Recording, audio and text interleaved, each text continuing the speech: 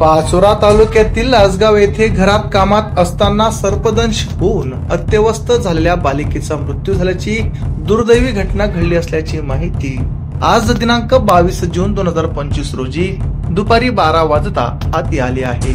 यास्मिन शेख बाबू वय 13 राहणार लासगाव तालुका पाचोरा असे मयत मुलीचे नाव आहे।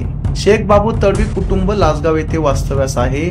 शनिवारी दिनांक 21 जून रोजी सकाळी कुटुंबातील सदस्य शेतात कामात गेले होते। मुलगी यास्मिन शेताजवळील घरी होती। कपडे धुवून ती अंगणात दोरीवर ती टाकत होती। त्याच वेळी विषारी सर्पाने तिला दंश केला। विषबाधा होऊन ती जमिनीवर कोसळली। हा प्रकार कळताच कुटुंबियांनी घटनास्थळी धाव घेत यास्मिन हिला त्वरित जळगाव येथील शासकीय वैद्यकीय महाविद्यालय व रुग्णालयात हलविले। तपासणीअंती वैद्यकीय अधिकाऱ्यांनी तिला मृत घोषित केले। ही वार्ता कळताच कुटुंबातील सदस्यांनी एकच आक्रोश केला होता। या घटनेमुळे लासगाव परिसरात हळहळ व्यक्त होत आहे। तर यास्मिन हिस दंश करणारा विषारी सर्पास पकडण्यात आले आहे।